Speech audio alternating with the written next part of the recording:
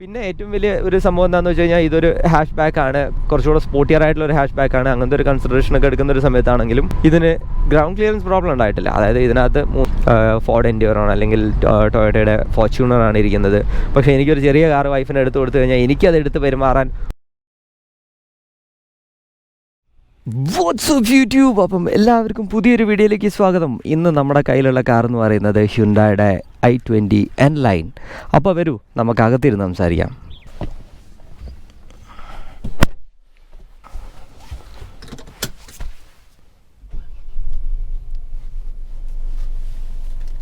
അപ്പോൾ as usual എല്ലാ വീഡിയോയിലും പറയുന്ന പോലെ തന്നെ ഈ ഒരു വീഡിയോ എന്ന് പറയുന്നത് നമ്മൾ ഒരു ഡ്രൈവ് ഫീലിനെ കുറിച്ചുള്ള മാത്രം വീഡിയോ ആണ്. ടെക്നിക്കൽ സ്പെക്സോ അങ്ങനത്തെ കാര്യങ്ങളൊന്നുമില്ല.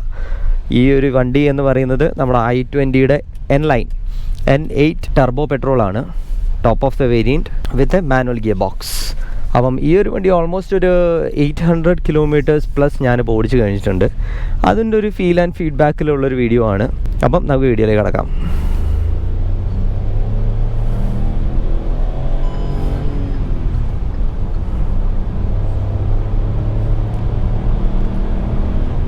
അപ്പം വീഡിയോൻ്റെ ഡീറ്റെയിൽസിലേക്ക് കിടക്കാം. ഫസ്റ്റ് ഓഫ് ഓൾ നമുക്ക് ഇതിൻ്റെ ഔട്ട് സൈഡ് നിന്ന് തുടങ്ങാം. അത് അങ്ങനെ പറയാൻ കാരണം എന്താണെന്ന് വെച്ച് കഴിഞ്ഞാൽ ഈ ഒരു വണ്ടി ആക്ച്വലി എനിക്ക് ഭയങ്കര ഒരു ഇഷ്ടപ്പെട്ടൊരു വണ്ടിയാണ്. i20യുടെ ഏറ്റവും ലേറ്റസ്റ്റ് വേരിയൻ്റ് എന്ന് പറയുന്നത് ഇതിപ്പോൾ ഓൾമോസ്റ്റ് 3rd ജനറേഷനാണ് ഈ ഒരു വണ്ടിയുടെ.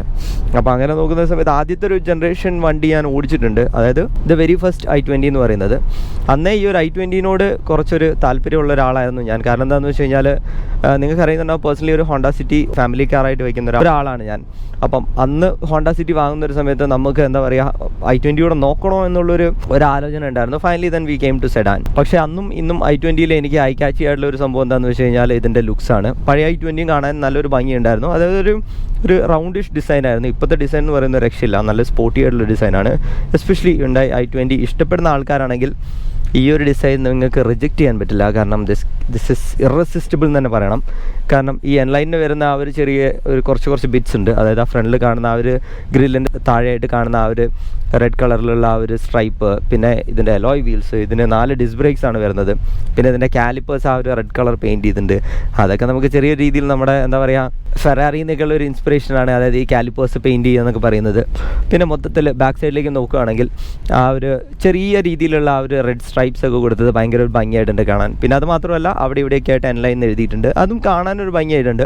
മൾട്ടിപ്പിൾ ടൈംസ് എഴുതിയിട്ടുണ്ടെങ്കിൽ പോലും കാണാൻ നല്ലൊരു ഭംഗിയായിട്ടുണ്ട്. ഇൻറ്റീരിയേഴ്സിലേക്ക് വന്നു കഴിഞ്ഞാൽ നല്ല സോളിഡ് പ്ലാസ്റ്റിക്സ് ആണ് ഫീൽ ചെയ്യുന്നത്. അതായത് ഒരുപാട് ലെതർ ഫിനിഷോ അങ്ങനത്തെ കാര്യങ്ങളൊന്നും തന്നെ ഇവിടെ കാണുന്നില്ല, പ്ലാസ്റ്റിക്സ് ആണ് കാണുന്നത്. ബട്ട് ആസ് യൂഷ്വൽ ഹ്യുണ്ടായുടെ ആ ഒരു ക്വാളിറ്റി കാണിക്കുന്ന രീതിയിലുള്ള സോളിഡ് പ്ലാസ്റ്റിക്സ് ആണ് നമുക്ക് അത് കാണാൻ പറ്റുന്നത്. പിന്നെ മൊത്തത്തിൽ വണ്ടിക്കകത്ത് കയറിയിരുന്ന് ഓടിക്കുന്ന ഒരു സമയത്ത് നമുക്കൊരു ഒരു സെമി പ്രീമിയം ഫീൽ ചെയ്യും. കാരണം ഞാൻ പ്രീമിയം ഫീൽ എന്ന് പറയാത്തതിൻ്റെ ഒരു കാരണം എന്താണെന്ന് വെച്ച് കഴിഞ്ഞാൽ ഇപ്പോഴത്തെ ലേറ്റസ്റ്റ് ക്രെറ്റയും അൽക്കസാറൊക്കെ ഓടിക്കുന്ന ഒരു സമയത്ത് നമുക്ക് ആ ഒരു പ്രീമിയം ഫീൽ എന്താണെന്നറിയാം. ഒരു ഡുവൽ ടോൺ കളേഴ്സ് വരുന്നുണ്ട്. പക്ഷേ ഇതിനകത്ത് എങ്ങനെയാണെന്ന് വെച്ച് കഴിഞ്ഞാൽ ഇതിനകത്ത് വേറൊരു ഫീലാണ്. അതായത് ഒരു സ്പോർട്ടിനെസ് എല്ലായിടത്തും കൊടുത്തിട്ടുണ്ട്. ഇതിൻ്റെ സീറ്റ്സിലായാലും AC വെൻസിൻ്റെ സൈഡിൽ കാണുന്ന ആ ഒരു ബട്ടൺസിൻ്റെ കളറായാലും എല്ലാം തന്നെ ഒരു പൊടിക്കൊരു സ്പോർട്ടിനെസ് കൊടുത്തിട്ടുണ്ട്. പിന്നെ രാത്രി ആവുന്ന സമയത്ത് ഇതിനകത്ത് ഇരിക്കാൻ തന്നെ വേറൊരു ഫീലാണ്. അതായത് അവിടേക്ക് റെഡ് ലൈറ്റ്സ് കത്തും, പിന്നെ അതാ ഇവിടെ ഹാൻഡ് ഗാർഡിൻ്റെ അവിടേക്ക് റെഡ് ലൈറ്റ്സ് കത്തും. പിന്നെ മൊത്തത്തിൽ ആ ഒരു ചെറിയ റെഡ് എലിമെൻറ്റ്സ് കൊടുത്ത് നന്നായിട്ടുണ്ടെന്നൊരു ഫീലുണ്ട്, നല്ല ഭംഗിയുണ്ട് കാണാൻ. പിന്നെ വണ്ടീനകത്ത് ഏറ്റവും വലിയൊരു ഫാക്ടറാണ് നമ്മുടെ ഇൻഫോർടൈൻമെൻറ്റ് സിസ്റ്റം എന്ന് പറയുന്നത്. ഇൻഫോർടൈൻമെൻറ്റ് സിസ്റ്റം ഇത്രയും ഉപയോഗിച്ചിടത്തോളം ഒരു ഗ്ലിച്ചും ഇല്ല. എനിവേ ഞാനിപ്പോൾ ഇത്രയും ഉപയോഗിച്ച് ഹ്യുണ്ടായി കാർസ് വെച്ച് നോക്കുകയാണെങ്കിൽ ഇതൊരു ഇൻഫോർടൈൻമെൻറ്റ് സിസ്റ്റത്തിൻ്റെ ഭാഗത്ത് നിന്ന് എനിക്കൊരു ഗ്ലിച്ചോ അങ്ങനത്തെ കാര്യങ്ങളൊന്നും സംഭവിച്ചില്ല. ബൈ ദ വേ എല്ലാവരും കൂടെ എന്നെ പിടിച്ച് ഹ്യുണ്ടായി ഫാൻ ആക്കിയിട്ടുണ്ട്. എന്തുകൊണ്ടാണെന്നറിയില്ല. ഒരു കാര്യം എന്താണെന്ന് വെച്ച് കഴിഞ്ഞാൽ എനിക്കറിയാം ഹ്യുണ്ടായി കാർസാണ് നമുക്ക് ഭയങ്കര ഫ്രീക്വൻ്റ് ആയിട്ട് ഈ ചാനലിലേക്ക് കിട്ടുന്നത്. ആ ഒരു കാര്യം കൊണ്ടായിരിക്കാം ഹ്യുണ്ടായി കാർസ്. അപ്പം വെൻ ഇറ്റ് കംസ് ടു മോട്ടോർ സൈക്കിൾസ് എന്നെ ഒരു ഹോണ്ട ഫാൻ ബോയും കാറിലേക്ക് വരുന്ന സമയത്ത് തന്നെ ഹ്യുണ്ടായി ഫാൻ ബോയും ആക്കിയിട്ടാണ് ഇപ്പോൾ മാറ്റിയിരിക്കുന്നത്. But I don't mind. അതിലെനിക്കൊരു വലിയൊരു പരാതിയൊന്നുമില്ല. Anyway good cars. കാരണം ഞാൻ ഇഷ്ടപ്പെട്ട കാറുകളാണ് ഓടിക്കുന്നത്. ഇപ്പോൾ ക്രെറ്റ ഓടിച്ചു, വേണി ഓടിച്ചു, അൽക്കസാർ ഓടിച്ചു, നൗ ഇറ്റ്സ് i20. ഇതിനുശേഷം ഏത് കാർ ഓടിക്കണമെന്ന് നിങ്ങൾക്ക് പറയാം. ഇതൊരു ഫാൻ ബോയ് ബേസ്ഡ് റിവ്യൂ ഒന്നുമല്ല. ഞാൻ പറഞ്ഞല്ലോ, ഞാനിപ്പം ഈ ഒരു കാർ ആക്ച്വലി ബാംഗ്ലൂരിൽ നിന്ന് പോണ്ടിച്ചേരിക്ക് ഓടിച്ചു, അതിനുശേഷം സിറ്റിയിൽ ഓടിക്കുന്നുണ്ടായിരുന്നു. അപ്പോൾ അതിനെ ബേസ് ചെയ്തുള്ളൊരു ഫീഡ്ബാക്കാണ്. അപ്പം പറഞ്ഞു വന്നത് ഇൻറ്റീരിയേഴ്സിനെ കുറിച്ചാണ്. ഇൻറ്റീരിയേഴ്സ് അത്യാവശ്യം നല്ല ഫിറ്റ് ആൻഡ് ഫിനിഷൊക്കെ സോളിഡായിട്ട് ഫീൽ ചെയ്യുന്നുണ്ട്. പിന്നെ വേറെ ഇഷ്ടപ്പെട്ടൊരു കാര്യം എന്താണെന്ന് വെച്ച് കഴിഞ്ഞാൽ AC ഈവൻ 23-25 എന്നൊക്കെ പറയുന്നുണ്ടെങ്കിൽ പോലും AC കുറേ കൂടെ ഈസിയർ ആയിട്ട് നമുക്ക് കൂൾ ചെയ്യുന്നുണ്ട്. അത് ഭയങ്കര ക്വിക്ക് കൂളിംഗ് ആണ്. പിന്നെ അത് മാത്രമല്ല ക്വിക്ക് ഹീറ്റിംഗും ആണ്. കാരണം എന്താ വെച്ച് കഴിഞ്ഞാൽ ഇൻറ്റീരിയേഴ്സ് കുറച്ച് ഡാർക്കാണ്. അപ്പം യൂസ് ചെയ്യുന്ന ഒരു സമയത്ത് നമ്മൾ ശരിക്കും വെയിലൊക്കെ ഉള്ള ഒരു ഹൈവേയിൽ പോകുന്നൊരു സമയത്ത് പെട്ടെന്ന് ഹീറ്റ് ആവുന്നുണ്ട്. അതിൻ്റെ വേറൊരു കാര്യം എനിക്ക് തോന്നിയത് എന്താണെന്ന് വെച്ച് കഴിഞ്ഞാൽ സൺറൂഫുള്ള കാറുകളാണെങ്കിൽ ഓപ്പൺ ആക്കി ഇടുന്ന സമയത്താണെങ്കിലും ക്ലോസ്ഡ് ആക്കി ഇടുന്ന സമയത്താണെങ്കിലും ഒരു ഗ്ലാസ് എഫക്റ്റ് വരുന്നതുകൊണ്ട് തന്നെ വണ്ടി ആക്ച്വലി പെട്ടെന്ന് ചൂടാവുന്നുണ്ട്. വരുന്നുണ്ട്. പിന്നെ അതിനകത്ത് ആക്ച്വലി ഒരു ചെറിയൊരു സൺറൂഫ് വന്നിട്ടുണ്ട്. I like it. ഞാൻ സൺറൂഫിൻ്റെ വലിയൊരു ഫാനല്ല, എല്ലാ വീഡിയോയിലും ഞാൻ പറയുന്നതാണ്. സൺറൂഫ് എന്ന് പറയുന്നത് സൺറൂഫായിട്ട് കാണുക, തല പുറത്തേക്ക് ഇടാനുള്ള റൂഫല്ല, കൈ പുറത്തേക്ക് ഇടാനുള്ള റൂഫല്ല. അപ്പം you have to be very careful using that thing. പിന്നെ ഇഷ്ടപ്പെട്ട വേറെ സംഭവമാണ് ഇതിൻ്റെ സ്റ്റിയറിംഗ് എന്ന് പറയുന്നത്. ക്രെറ്റയിൽ കണ്ടിട്ടുള്ള രീതിയിലുള്ള സ്റ്റിയറിംഗ് അല്ലേ പോലും ഒരു റൗണ്ടിഷ് സ്റ്റിയറിംഗ് ആണ്. അതായത് ഒരു 4 സ്പോക്സ് വരുന്നുണ്ട്, പിടിക്കാനൊക്കെ നല്ലൊരു ഈസിനെസ് ഫീൽ ചെയ്യുന്നുണ്ട്. സ്റ്റിയറിംഗിലേക്ക് നോക്കി ഇപ്പുറത്തെ സൈഡിലെല്ലാം തന്നെ നമുക്ക് ഇൻഫോർടൈൻമെൻറ്റ് ബേസ്ഡ് ആയിട്ടുള്ള കാര്യങ്ങളാണ്. കോൾ അറ്റൻഡിങ്, വോളിയം, പിന്നെ വോയിസ് കമാൻഡ്സ്, അങ്ങനത്തെ കാര്യങ്ങളൊക്കെയാണ്. ഇപ്പുറത്തെ സൈഡിലേക്ക് വന്നാൽ നമുക്ക് ക്രൂസ് കൺട്രോൾ ബേസ്ഡ് ആയിട്ടുള്ള കാര്യങ്ങളൊക്കെ വരുന്നുണ്ട്. അപ്പം വളരെ ഈസിയാണ്, അതായത് ഏതൊരു ആൾക്കും പെട്ടെന്ന് കയറി കഴിഞ്ഞാൽ നമുക്ക് പെട്ടെന്ന് ഉപയോഗിക്കാൻ പറ്റുന്ന രീതിയിലാണ്. പിന്നെ ഈ കാണുന്ന ഡാഷിനാണ് നമ്മൾ പഴയ വേർണയിൽ കണ്ടിട്ടുള്ള, നമ്മൾ ഇതിനു മുമ്പ് ഫീച്ചർ ചെയ്ത വേർണയിൽ കണ്ടിട്ടുള്ള അതേ ഡാഷിനാണ് ഇതിനകത്ത് വരുന്നത്. So it's looks simpler and it is much readable. അതായത് ഇപ്പുറത്തെ സൈഡിൽ നമുക്ക് സ്പീഡോമീറ്റർ കാണാം, അപ്പുറത്തെ സൈഡിൽ നമുക്ക് ടാക്കോമീറ്റർ കാണാം. വളരെ ഈസിലി റീഡബിൾ ആയിട്ടുള്ള സംഭവങ്ങളൊക്കെയാണ്. അതായത് പെട്ടെന്ന് കൊണ്ടുവച്ച് കഴിഞ്ഞാൽ നമ്മൾ എന്താ പറയുക, വിൻഡോസ് മെഷീൻ യൂസ് ചെയ്യുന്ന ഒരാൾക്ക് ലിനക്സ് കൊടുത്ത പോലെ അങ്ങനത്തെ ഒരു ഫീലൊന്നുമില്ല. ഇൻഫോർടൈൻമെൻറ്റ് സിസ്റ്റം ആണെങ്കിൽ ആൻഡ്രോയിഡ് ആയിട്ട് സപ്പോർട്ട് ചെയ്യുന്നുണ്ട്. പിന്നെ ഇവിടെ വയർലെസ് ചാർജിങ് വരുന്നുണ്ട്, അതെനിക്ക് ഇഷ്ടപ്പെട്ടു. മൊത്തത്തിൽ നോക്കിക്കഴിഞ്ഞാൽ ഒരു സ്ലൈറ്റ്ലി മോർ പ്രീമിയം, അതാണ് ഞാൻ പറഞ്ഞത്, ഒരു സെമി പ്രീമിയം ഫീലാണ് ഈ ഒരു വണ്ടിക്ക് വരുന്നത്. ഈ വണ്ടിയുടെ ഹൈലൈറ്റ് ഇതൊന്നുമല്ല, ഈ വണ്ടിയുടെ ഹൈലൈറ്റിലേക്ക് ഞാൻ കയറാൻ പോകുന്നുള്ളൂ. അതെന്ന് പറയുന്നത് ഇതിൻ്റെ എഞ്ചിനാണ്. ഈ ഒരു വണ്ടിക്ക് ആക്ച്വലി 2 വേരിയൻ്റ് ആണ് അവൈലബിൾ ആയിട്ടുള്ളത്. ഈ ഒരു വണ്ടി ആക്ച്വലി ടെർബോ വേരിയൻ്റ് ആണ്, ടെർബോ പെട്രോൾ 1 ലിറ്റർ ആണ്. അപ്പം ഓൾമോസ്റ്റ് 118 bhp ആണ് വരുന്നത്. അപ്പോൾ 118 bhp എന്ന് പറയുന്നത് ഞാൻ ഈ കാർസിലൊക്കെ കാണുന്നത് എങ്ങനെയാണെന്ന് വെച്ച് കഴിഞ്ഞാൽ, നമുക്ക് കാറിന് ഒരു bhp റേഞ്ചിൽ നോക്കുകയാണെങ്കിൽ ഒരു 90 to 100 bhpയിൽ വരുന്ന ഒരു കാറ്റഗറി ഓഫ് കാർസ് ഉണ്ട്. പിന്നെ 100 to 120 ഉണ്ട്, 120 പ്ലസ് ഉണ്ട്. അപ്പോൾ ഈ 90 to 100 എന്ന് പറയുന്നത് മോസ്റ്റ്ലി ബഡ്ജറ്റ് ഓറിയൻറ്റഡ് ആയിട്ടുള്ള കാറാണ്. അതായത് കുറച്ചുകൂടെ എന്താ പറയുക, മൈലേജ് ഒക്കെ ഓറിയൻറ്റഡ് ആയിട്ടുള്ള ഒരു കാറാണ്. പിന്നെ വരുന്നതാണ് ഈ ഒരു കാറ്റഗറി, അതായത് 100 to 120 bhp. അതായത് ചെറിയ രീതിയിലൊക്കെ കാല് കൊടുത്തു കഴിഞ്ഞാൽ നമുക്ക് എന്തൂസിയാസ്റ്റിക്കിനൊക്കെ ഓടിക്കാൻ പറ്റിയ രീതിയിലുള്ള ഒരു വണ്ടി എന്ന് വേണമെങ്കിൽ നമുക്ക് പറയാം. 120ക്ക് മേലെ വരുന്നതൊക്കെ തന്നെ കാലുകൊണ്ട് ഒന്ന് കയറ്റി കഴിഞ്ഞാൽ നല്ല രീതിയിൽ കയറി പോകുന്ന കാറുകളൊക്കെയാണ്. അപ്പം ഇതെന്ന് പറയുന്നത് 118 bhp, 1 ലിറ്റർ ആണ്, 3 സിലിണ്ടറാണ്. അപ്പം അതിൻ്റെ ഒരു ഫീൽ എന്താണെന്ന് വെച്ച് കഴിഞ്ഞാൽ, നമുക്ക് ടെർബോ ഉണ്ട്, ടെർബോ ലാഗും ഉണ്ട്. ടെർബോ ലാഗ് എങ്ങനെയാണെന്ന് വെച്ച് കഴിഞ്ഞാൽ ഒരു 2000 RPM വരെ ഭയങ്കര ഒരു ഫ്ലാറ്റ് സ്പോട്ടാണ്. നമ്മൾ അതിൻ്റെ ഉള്ളിൽ ഇപ്പം പോകുന്നത് 6th ഗിയറിലാണ്. 2000 RPM താഴെയാണ്, നമ്മൾ ചവിട്ടി കഴിഞ്ഞാൽ വണ്ടി അങ്ങോട്ട് നീങ്ങുന്നതായിട്ടേ ഫീൽ ചെയ്യില്ല. അതിനുശേഷം ഒരു പുള്ളുണ്ട്, അത് നമുക്കറിയാൻ പറ്റും. 118 bhp ഉണ്ട്. ആ ഒരു 120 നിയർ bhp വെഹിക്കിൾ ആണെന്ന് അറിയിക്കുന്ന രീതിയിലുള്ള നല്ല രീതിയിലൊരു പുള്ളുണ്ട്. ഇതിന് 2 ട്രാൻസ്മിഷൻ അവൈലബിൾ ആണ് ഉണ്ടായത്. ഒന്ന് ഓട്ടോമാറ്റിക് 7 സ്പീഡ് DCT ആണ് വരുന്നത്. അത് ഭയങ്കര ഫണ്ണായിരിക്കും ഓടിക്കാൻ, കാരണം DCT വേരിയൻറ്റ് ഞാൻ ഓടിച്ചിട്ടുണ്ട് ഉണ്ടായിരുന്നു. ഇതെന്ന് പറയുന്ന മാനുവലാണ്. അപ്പം ഈ കഴിഞ്ഞ് ഞാൻ പറഞ്ഞ 800 കിലോമീറ്റർ ഞാൻ മാനുവൽ യൂസ് ചെയ്തിട്ടാണ് ഓടിച്ചത്. ഞാൻ പൊതുവേ എന്താ പറയുക, ഞാൻ ഒരു ഹാർഡ് കോർ മാനുവൽ ഫാനല്ല, എന്ന് വെച്ച് കഴിഞ്ഞാൽ ഹാർഡ് കോർ ഓട്ടോമാറ്റിക് ഫാനും അല്ല. രണ്ടും വേണം എന്ന് അഭിപ്രായമുള്ള ഒരാൾ തന്നെയാണ്. കാരണം വെൻ ഇറ്റ് കംസ് ടു സിറ്റിക്കകത്ത് ഈ ക്ലച്ച് താങ്ങി ഈ ഡാൻസും കളിച്ച് പോകാൻ എനിക്ക് ഒരു താല്പര്യമില്ല. സിറ്റി വരുന്ന സമയത്ത് നമുക്ക് ആക്ച്വലി ഓട്ടോമാറ്റിക് ട്രാൻസ്മിഷനാണ് നല്ലത്. ഹൈവേ വരുന്ന സമയത്ത് ഇപ്പം ഞാൻ ശരിക്കും എൻജോയ് ചെയ്യുന്നുണ്ടായിരുന്നു. കാരണം ഇവിടുന്ന് പോണ്ടിച്ചേരിക്കുള്ള ഹൈവേ എന്ന് പറയുന്നത് ഒരുപാട് നേരം നമുക്ക് ഹൈവേയിൽ ഓടിക്കാനുണ്ട്. അത് പറഞ്ഞപ്പോഴാണ് നമുക്കൊരു ഓപ്പൺ ഹൈവേ കിട്ടിയത്.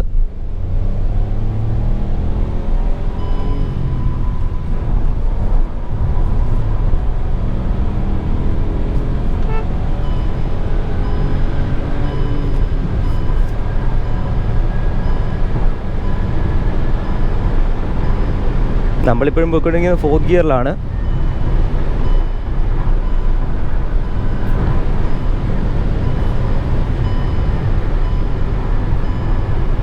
ഇതേ പറഞ്ഞത് ഭയങ്കര നൈസായിട്ടുള്ളൊരു എഞ്ചിനാണ്.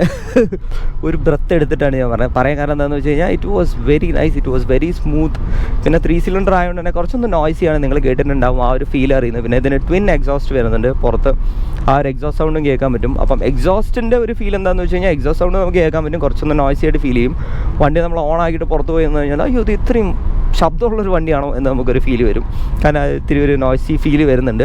അകത്തിരിക്കുന്ന സമയത്ത് ഇതുപോലെ ക്രൂസിങ്ങിൽ, അതായത് അണ്ടർ 2000 RPM പോകുന്നൊരു സമയത്ത് നമുക്ക് ആ ഒരു ഫീൽ വരില്ല. പക്ഷേ അണ്ടർ 2000 RPM എന്ന് പറയുന്ന ഒരു സേഫ് പ്ലേ ആണ് ഇതിന് മുകളിൽ. അതായത് ഈ ഒരു എഞ്ചിനിൽ ദിസ് നത്തിങ് ഓൺ ഇറ്റ്, ആ ഒരു ഫ്ലാറ്റ് സ്പോട്ട് ഉണ്ട്. അതുകൊണ്ട് ഇത് മാനുവൽ ആയതുകൊണ്ടാണ് ഞാൻ ഇതുപോലെ എടുത്തത്. DCT ആയിരുന്നെങ്കിൽ നമുക്ക് ചിലപ്പം ഓപ്ഷൻസ് ഉണ്ടാവും, അതായത് പവർ മോഡിൽ ഓടിക്കാനും, അതായത് കുറച്ചുകൂടെ ലോ പവർ മോഡിൽ ഓടിക്കാനും. അപ്പം അങ്ങനെ നോക്കുന്ന ഒരു സമയത്ത് മാനുവൽ എന്ന് പറയുന്നത് നമ്മുടെ കയ്യിലിരിക്കും. നമ്മൾ ശരിക്കും ഹൈവേയിൽ പോകുന്നൊരു സമയത്ത് നമ്മുടെ കയ്യിലാണ് കൺട്രോൾ. അപ്പം ഈ ഒരു എഞ്ചിൻ്റെ ഒരു കേപ്പബിലിറ്റി ഞാൻ മനസ്സിലാക്കിയത് അപ്പോഴായിരുന്നു. ജസ്റ്റ് 1 ലിറ്റർ, അതാണ് ആ ഒരു 1 ലിറ്റർ കൊണ്ട് ചെയ്യാൻ പറ്റുന്ന മാജിക്. അതും 3 സിലിണ്ടർ എന്ന് പറയുന്നത് ഓഫ് കോഴ്സ് എനിക്ക് പേഴ്സണലി അറിയുന്നതാണ്, കാരണം ഞാനൊരു ഫോർഡ് ഓടിക്കുന്ന ആളാണ്. എൻ്റെ കയ്യിൽ ഒരു 1 ലിറ്റർ ഫോർഡ് ഉണ്ടായിരുന്നു, ഈക്കോ ബൂസ്റ്റിൻ്റെ. അതിന് I have A 1.5 litre normal engine ആവും. അപ്പം അതൊക്കെ നോക്കുന്ന ഒരു സമയത്ത് 3 സിലിണ്ടർ ബ്യൂട്ടി എന്ന് പറയുന്ന ഒരു രസമാണ്. അതായത് കുറച്ചുകൂടെ എന്താ പറയുക ഒരു ഡ്രൈവേഴ്സ് ഫീഡ്ബാക്ക് കിട്ടുന്ന ഒരു എഞ്ചിനാണ്. 4 സിലിണ്ടർ വരുന്ന സമയത്ത് നമുക്ക് കുറച്ചുകൂടെ എന്താ പറയുക ഭയങ്കര സ്മൂത്തായി പോയി എന്നുള്ളൊരു ഫീലും വരാറുണ്ട്. ഇതങ്ങനെയല്ല. പവർ ഭയങ്കര രസമാണ്, ഭയങ്കര പ്രാക്ടിക്കലാണ്. അതായത് പേടിപ്പിക്കുന്ന രീതിയിലൊന്നുമില്ല. ബട്ട് സ്റ്റിൽ 4th ഗിയറിൽ കണ്ടല്ലോ ഒരു 140+ ആണ് ഞാൻ ചെയ്തത്. ഇതേപോലെ തന്നെയാണ് ഞാൻ ഹൈവേയിൽ പോയപ്പോഴും ചെയ്തിട്ടുണ്ടായിരുന്നത്. അതെന്ന് വെച്ച് കഴിഞ്ഞാൽ 4th ഗിയർ വരെ നമ്മൾ കുറച്ചൊന്ന് പുഷ് ചെയ്തെടുക്കുക. അതായത് 6000 RPM വരെ വേണമെങ്കിൽ എടുക്കാം. അതിനുശേഷം ആക്ച്വലി നമ്മുടെ ഹൈവേസ് അത്രത്തോളം സേഫ് അല്ല. പിന്നെ സസ്പെൻഷൻ ആ ഒരു സമയത്ത് കുറച്ചുകൂടെ ഒന്ന് ലൈറ്റർ ആവുന്ന പോലെ ഒന്ന് ഫീൽ ചെയ്യുന്നുണ്ട്. 140 ആണ് ഞാൻ കുറേ കൂടെ കംഫർട്ടബിൾ ആയിട്ട് ചെയ്തിരുന്ന ഒരു സ്പീഡ് എന്ന് പറയുന്നത്. അതിനുശേഷം ഞാൻ 4th ഗിയർ ഡയറക്റ്റ് ആയിട്ട് 6th പോകാറാണ്. 5th ആക്ച്വലി അറിഞ്ഞില്ല. പലതവണയും 5th അടുത്ത് എന്നിട്ട് ഞാനിപ്പോൾ വരാം എന്ന് പറഞ്ഞിട്ട് 6th പോകാറാണ് പതിവ്. And it doesn't make any harm to the gear box. അങ്ങനെ ഒരു സംശയം നിങ്ങൾക്ക് തോന്നുവാണെങ്കിൽ it doesn't make any harm to the gear box. നമ്മൾ പ്രോപ്പറായിട്ടുള്ള RPMലാണ് ഷിഫ്റ്റ് ചെയ്യുന്നത്. പ്രോപ്പറായിട്ടുള്ള സ്പീഡ് ഉണ്ടെങ്കിൽ അങ്ങനെ അതൊരു പ്രശ്നമേ അല്ല. എഞ്ചിൻ എന്ന് പറയുന്നത് എൻ്റെ ഒരു ഇവാലുവേഷനിൽ വളരെ നല്ലൊരു എഞ്ചിനാണ്. 10 out of 10 കൊടുക്കേണ്ട ഒരു എഞ്ചിൻ തന്നെയാണ്. പിന്നെ ബാക്കി കാര്യങ്ങൾ ഈ ഒരു വണ്ടിയിലേക്ക് വരുന്ന ഒരു സമയത്ത് അത് ബ്രേക്സ് എന്ന് പറയുന്നത് ഇതിന് 4 ഡിസ്ക് ബ്രേക്സ് വരുന്നുണ്ട്. വളരെ ഷാർപ്പാണ്. അതായത് ഉപയോഗിക്കാൻ നന്നായിട്ട് അറിയണം. ഒന്ന് ചാടി ചവിട്ടി കഴിഞ്ഞാൽ ചിലപ്പോൾ ബാക്കിൽ വണ്ടിയൊക്കെ വന്ന് ഇടിക്കും. അതുപോലെ രീതിയിലുള്ളതാണ്. പിന്നെ ഇതിനകത്ത് പ്രത്യേകിച്ച് ADAS ഫീച്ചേഴ്സ് ഒന്നും തന്നെ വരുന്നില്ല. നമ്മുടെ ഈ 80-ലുള്ളൊരു വാർണിംഗ് 120-ലുള്ളൊരു വാർണിംഗ് തന്നെ ഉള്ളൂ. വേറെ വാർണിംഗ് സൈൻസ് ഒന്നും തന്നെ ഇതിനകത്തില്ല. ADAS സിസ്റ്റംസ് വരുന്നില്ല. So it is N advantage as well as A disadvantage. കാരണം വണ്ടി അധികം ഓടിക്കാൻ അറിയാത്ത ആൾക്കാർ അല്ലെങ്കിൽ പഠിച്ചു വരുന്ന ആൾക്കാർ അവർക്കൊക്കെയാണ് കുറച്ചുകൂടെ ADAS നല്ലൊരു ഫീച്ചറായിട്ട് ഫീൽ ചെയ്യുക. പിന്നെ എഡ്ജിൽ ഓടിക്കുന്ന ആൾക്കാർക്ക് ADAS വേണമെന്ന് വെച്ച് കഴിഞ്ഞാൽ എൻ്റെ ഒരു അഭിപ്രായത്തിൽ I don't think they really need this ADAS എന്ന് പറയുന്നത്. അപ്പോൾ അങ്ങനെ നോക്കുന്ന സമയത്ത് വണ്ടി ഓടിക്കാൻ അറിയുന്ന ഒരാൾക്ക് ഇതെന്ന് പറയുന്ന ഒരു സ്വീറ്റ് സ്പോട്ടാണ്, ഒരു സ്മോളർ സ്വീറ്റ് സ്പോട്ട് എന്ന് വേണമെങ്കിൽ ഇതിനെ പറയാം. പിന്നെ സസ്പെൻഷൻ എന്ന് പറയുന്നത് ആക്ച്വലി ഒരു സ്റ്റിഫർ സൈഡാണ്, ഒരു സ്റ്റിഫർ സെറ്റിങ്ങിലായിരിക്കുന്നത്.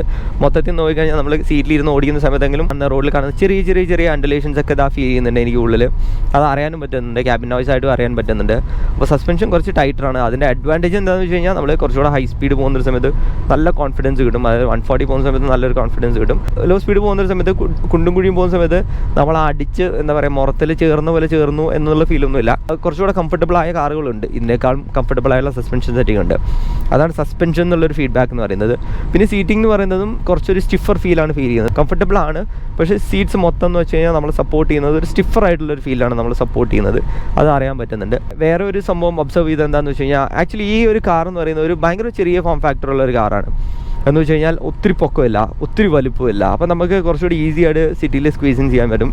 സിറ്റിയിൽ മാത്രമല്ല ഹൈവേയിൽ ഭയങ്കര ഈസി ആയിട്ട് സ്ക്വീസിങ് ചെയ്യാൻ പറ്റും.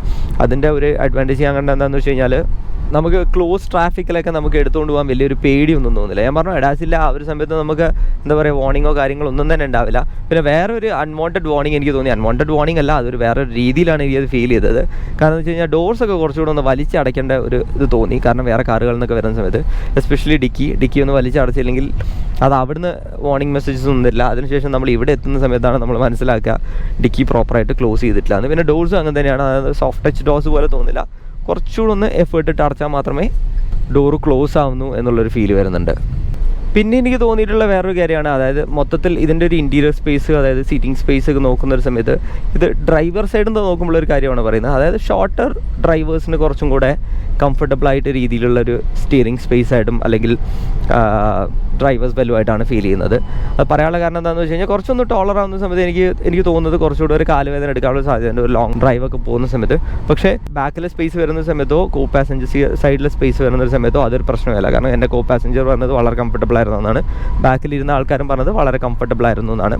പക്ഷേ ഡ്രൈവിംഗ് സൈഡിൽ നിന്ന് എനിക്ക് നോക്കുന്ന ഒരു സമയത്ത് എനിക്ക് തോന്നുന്നുണ്ട് ഒന്ന് ഇടുങ്ങി കയറണം, ഒന്ന് ഇടുങ്ങി ഇറങ്ങണം. അതൊന്നാമത് ഈ റൂഫ് കുറച്ച് ലോ ആണ്.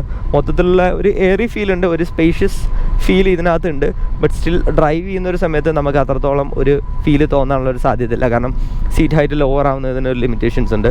സീറ്റ് ഹൈറ്റ് ലോവർ ചെയ്യുന്നതും സീറ്റ് അഡ്ജസ്റ്റ്മെൻറ്റ്സും എല്ലാം തന്നെ നമുക്ക് മാനുവലാണ്, ഓട്ടോമാറ്റിക് ആയിട്ടുള്ള ഇതിനകത്ത് വരുന്നത്. ഡ്രൈവിംഗ് ഫീഡ്ബാക്ക് എങ്ങനെയാണെന്ന് ചോദിച്ചു കഴിഞ്ഞാൽ ഈ പറഞ്ഞ പോലെ തന്നെ വളരെ കോൺഫിഡൻ്റ് ആയിട്ട് ഡ്രൈവ് ചെയ്യാൻ പറ്റുന്നുണ്ട്.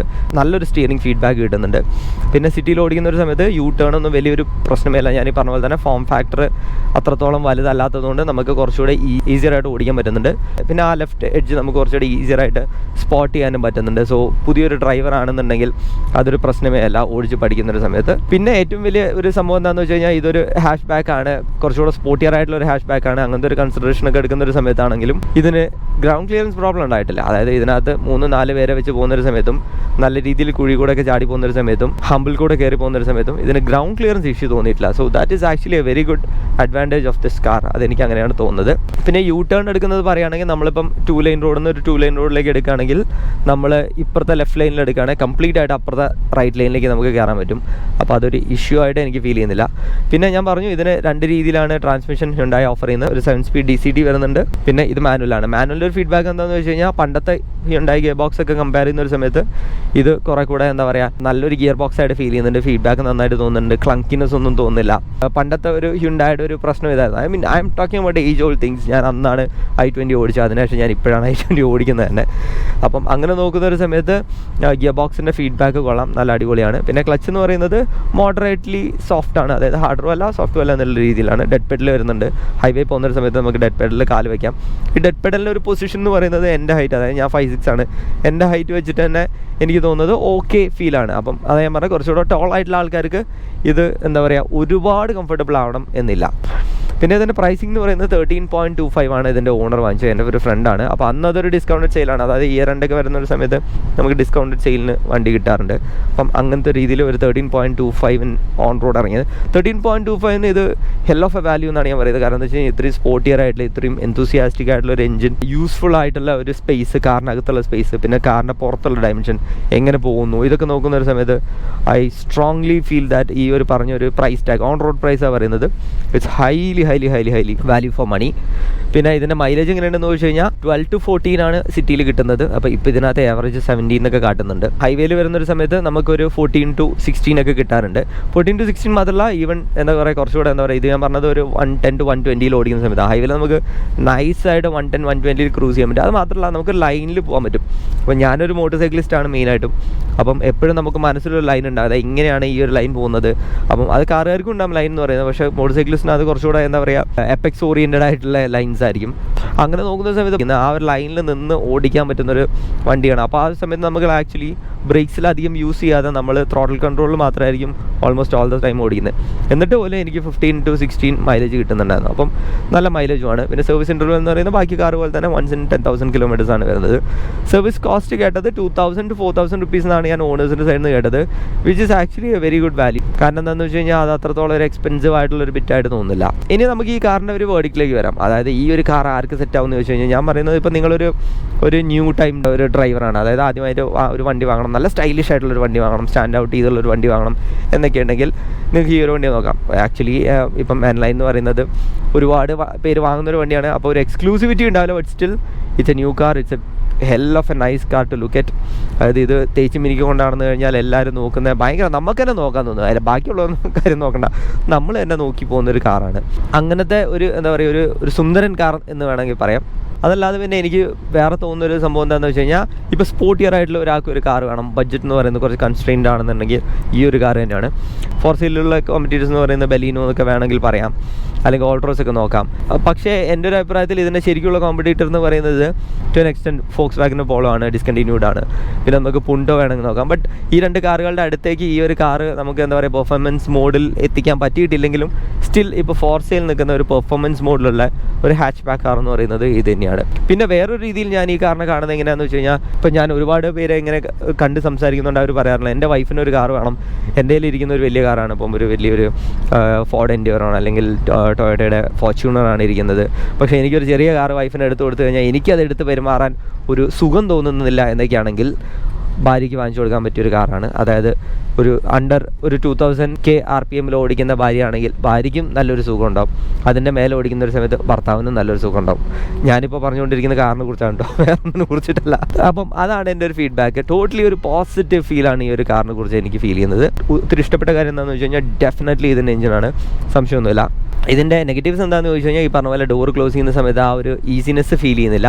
ഈസിനെസ് ഫീൽ ചെയ്തല്ല, ഇതിനകത്ത് വന്നിരിക്കുന്ന സമയത്താണ് ഇവൻ എറർ മോർണിംഗ് ഒക്കെ കാട്ടുന്നത്. അപ്പം അതർവൈസ് ഈ ഒരു വണ്ടി ഞാൻ ഇത്രയും ഓടിച്ചൊരു സമയത്ത് I was like literally enjoying this car on the highway.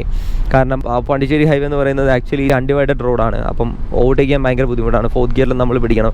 ആ ഒരു സമയത്ത് ഞാനും ഈ ഒരു വണ്ടിയും ഒരു സ്ലാവി ഒരു ഫോർച്യൂണറുമാണ് എല്ലാ വണ്ടിയും ഇങ്ങനെ ഓവർടേക്ക് ചെയ്ത് പോകുക. അപ്പം നിങ്ങൾക്ക് അങ്ങനത്തെ ഒരു ഹാബിറ്റിലാണ് നിങ്ങൾ ഓടിക്കുന്നുണ്ട്, അതായത് 60 കിലോമീറ്ററിൽ ഇങ്ങനെ ലോക്കായി അല്ലെങ്കിൽ 80 കിലോമീറ്റർ ലോക്കായിട്ട് ഓടിക്കുന്ന ആളല്ല എന്നുണ്ടെങ്കിൽ this is gonna B A very very very nice car. ഇനി നിങ്ങൾ ലോക്ക് ചെയ്ത് ഓടിക്കുന്ന ആൾക്കാരാണെങ്കിൽ പോലും എന്താ പറയുക, ഇതിൻ്റെ കംഫർട്ടായിരിക്കും നിങ്ങൾക്ക് തരുന്നത്. ലോക്ക് ചെയ്യാതെ ഓടിക്കുന്ന ആൾക്കാരാണെങ്കിൽ നിങ്ങളുടെ കംഫർട്ട് എന്ന് പറയുന്നത് will get it on your head. അത്രയാണ് ഈ ഒരു വണ്ടിയുടെ റിവ്യൂ എന്ന് പറയുന്നത്. എഗെയിൻ ഈ ഒരു റിവ്യൂ കഴിയുന്ന ഒരു സമയത്തും എന്നെ ഒരു ഹുണ്ടായി ഫാൻ ബോയ് ആക്കരുത്. നല്ല കാര്യങ്ങളാണ് ഞാൻ ഫീച്ചർ ചെയ്യുന്നത്, അതുകൊണ്ട് അതാണ് ഒരു കാര്യം എന്ന് പറയുന്നത്. That means I M becoming happy after driving A Hyundai, അത്രേ ഉള്ളൂ. അപ്പം അടുത്ത വേറെ ഏതാ കാറ് വേണ്ടതെന്നുള്ളത് നിങ്ങൾക്ക് പറയാം. ബൈ ദ വൈ ഹൈലക്സിൻ്റെ ഒരു വീഡിയോ വരുന്നുണ്ട്, കുറച്ചുകൂടെ ഡീറ്റെയിൽഡ് ആയിട്ട് ചെയ്യേണ്ടതുകൊണ്ടാണ് ഞാൻ അതിന് കുറച്ചുകൂടെ ടൈം എടുക്കുന്നത്. അപ്പം ഈ ഒരു വീഡിയോ ഇഷ്ടപ്പെട്ടു എന്ന് വിചാരിക്കുന്നു. ടർബോ ലാഗാണ് കേട്ടോ. ഇപ്പം ഈ ഒരു വീഡിയോ ഇഷ്ടപ്പെട്ടു എന്ന് വിചാരിക്കുന്നു. ഇഷ്ടപ്പെട്ടെങ്കിൽ show some love in the form of likes and comments. See you in the next video. Until then by.